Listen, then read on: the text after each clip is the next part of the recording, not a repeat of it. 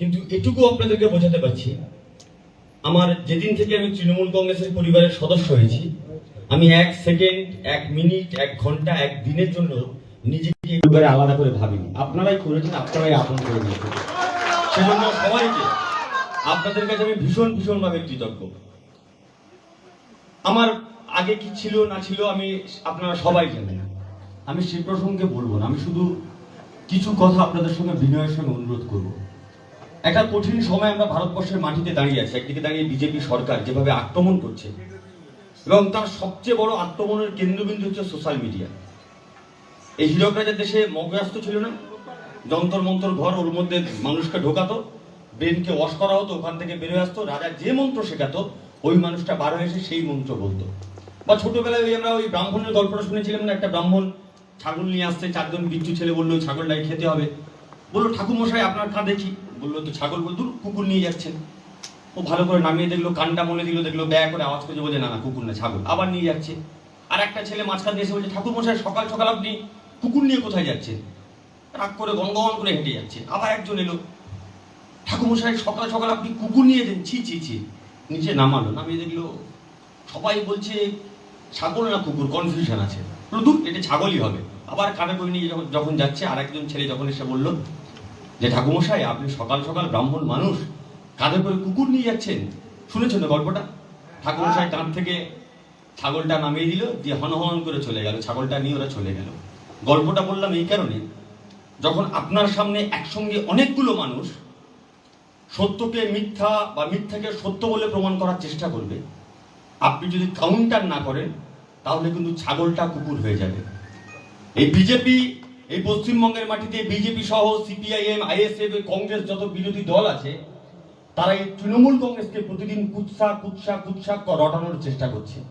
আর আমরা সমাজের বৃহত্তর অংশের মানুষ, আমরা সমাজের বেশি অংশের মানুষ, আমরা যদি তাদের পাল্টা জবাব দিতে না পারি তাহলে আমার ছাগলটাও কুকুর হয়ে যাবে। তাই আমাদের পাল্টা জবাব আমাদের বিষয়, আমাদের লক্ষ্য কি? বিজেপি কঠিন শত্রু। কেন কঠিন? শুধুমাত্র একটা দাঙ্গাবাজ বিজেপিতে গেছে বলে দাঙ্গাবাজের দলে না। ও দুটো শুভেন্দু আসবে, দুটো শুভেন্দু চলে যাবে, ও দিয়ে কিছু যায় আসে না। তো মমতা ব্যানার্জির কোনো ক্ষতি হবে না, অভিষেক ব্যানার্জির কোনো ক্ষতি হবে। লড়াইটা শুভেন্দুর বিরুদ্ধে নয় আমাদের, লড়াইটা গরুর ধরে সোনা খুঁজতে যাওয়া দিলীপ ঘোষের বিরুদ্ধেও নয় আমাদের। লড়াইটা মতদর্শের লড়াই। লড়াইটা আমাদের আগামী প্রজন্ম এই পশ্চিমবঙ্গের মাটিতে মাথা উঁচু করে বাঁচতে পারবে কিনা তার লড়াই। এই যে প্রতিদিন বলছে না, দেখবে এখন নতুন করে একটা সিনেমা বের হয়ে গেছে যে তাজমহল। তাজমহলটা আসলে আমরা তাজমহলকে তৈরি করেছে, আমরা সবাই জানি, সম্রাট শাহজাহান তৈরি করেছে। বিজেপি আরএসএস প্রতিদিন আপনার মননে, আপনার মগজে ঢোকানোর চেষ্টা করছে যে না না তাজমহলটা সম্রাট শাহজাহান তৈরি করেনি, ওটা আসলে তেজা মহল ছিল। এখন একটা নতুন করে সিনেমা বানিয়ে ফেললো, কেরালা স্টোরি বানিয়েছে, বেঙ্গল ফাইল বানিয়েছে, নতুন করে তাজমহল নিয়ে একটা সিনেমা বানিয়ে ফেলেছে। আপনি এখন শুনে হাঁটবেন। আমাদের অক্সিজেন কে দেয়? আমরা সবাই জানি, ছোটবেলায় পড়েছি, গাছ আমাদের অক্সিজেন দেয়। বিজেপির নেত্রী, আরএসএস এর নেত্রী সাধ্বী মহারাজ, তিনি বলছেন যে না না গরু আমাদের অক্সিজেন দেয়। আমরা সবাই জানি যে ব্লাড প্রেশার বেড়ে গেলে ওষুধ খেতে হয়, বড়ি খেতে হয়। ওরা বলে না না, ব্লাড প্রেশার বেড়ে গেলে অ্যান্টি ক্লকওয়াইজে যদি তুমি গরুর গায়ে হাত বলাও তোমার ব্লাড সার্কুলেশন কমে যাবে। আমরা সবাই জানি যে কুতুবুদ্দিন আইবক কুতুব মিনার তৈরি করেছে, ওটা বলে না না ওটা আসলে বিষ্ণু স্তম্ভ। আমরা সবাই জানি ক্যান্সার হলে কেমো দিতে হয়, ডাক্তারের কাছে যেতে হয়। ওরা বলে ক্যান্সার হলে যদি গরুর দুধ আপনি সকাল সকাল শুদ্ধ গরুর দুধ একটু হলদি দিয়ে আপনি পান করেন তাহলে আপনার ক্যান্সার সেরে যাবে। এই কথাটা শুনে এখন আমরা সবার মনে হাসি পেতে পারে যে কি বলছে দাদা, তো এরকম হয় নাকি? এগুলো যদি হয় সবাই হাসবো।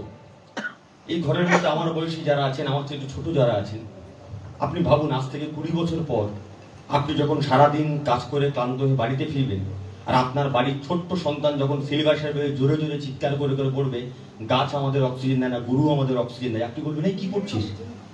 বলে বাবা এই তো বইয়ে লেখা আছে, মা এটা বইয়ে লেখা আছে। আপনি বলবেন বাবা বইটা বন্ধ করো, বই ভুল লেখা আছে, এটা পড়ো না। আপনার সন্তান আবার যাবে, আবার জোরে জোরে চিৎকার করে ওই পড়াগুলো পড়বে।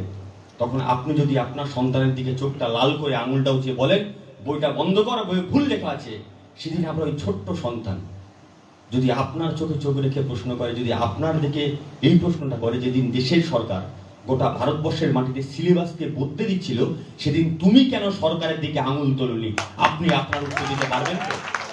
তো লড়াইটা শুধুমাত্র মমতা ব্যানার্জির পক্ষে লড়াই নয়, লড়াইটা শুধুমাত্র অভিষেক ব্যানার্জির ভিশনের জন্য নয়, লড়াইটা আরএসএস বিজেপি যেভাবে আমাদের মনন আমাদের মস্তিষ্ককে দখল করতে চাইছে, গোটা ভারতবর্ষকে দখল করতে চাইছে, তার বিরুদ্ধে লড়াই, একটা সাংস্কৃতিক লড়াই, একটা বিকল্পের লড়াই। আর বিকল্প পশ্চিমবঙ্গের মাটিতে একমাত্র তৃণমূল কংগ্রেস নিয়ে আসতে পারে, বিকল্প একমাত্র মমতা ব্যানার্জি নিয়ে আসতে পারে, বিকল্প একমাত্র অভিষেক ব্যানার্জি নিয়ে আসতে পারে। তার সব আমি দীর্ঘায়িত বলবো না, তার সবচেয়ে বড় নিদর্শন এসআইআর। এতগুলো রাজ্য আছে, একটা রাজ্যের মুখ্যমন্ত্রী গিয়েছে, কেউ লড়াই করতে পেরেছে?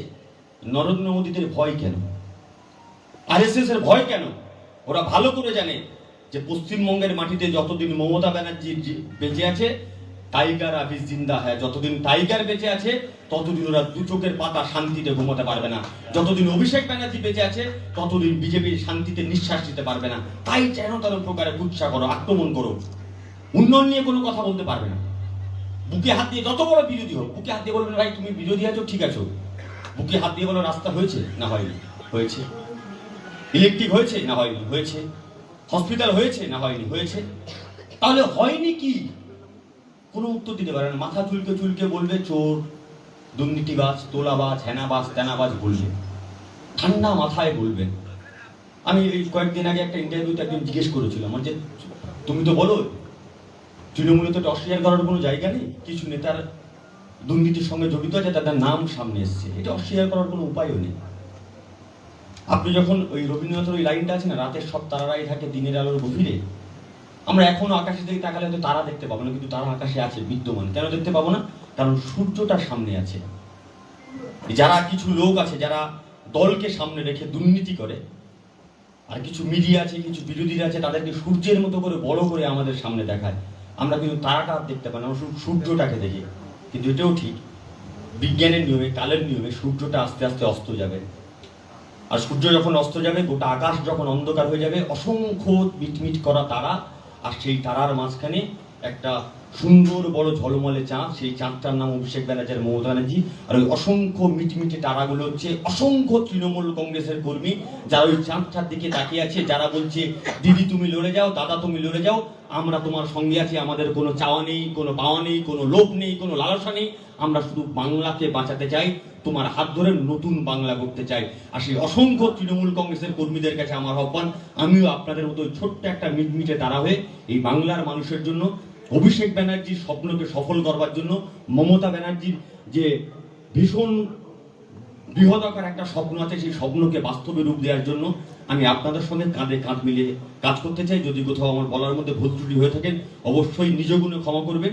এই আশা ভরসা রেখে সবাইকে আবারও যথাযোগ্য শ্রদ্ধা সম্মান জানিয়ে আমি আমার কথা শেষ করলাম। জয় বাংলা।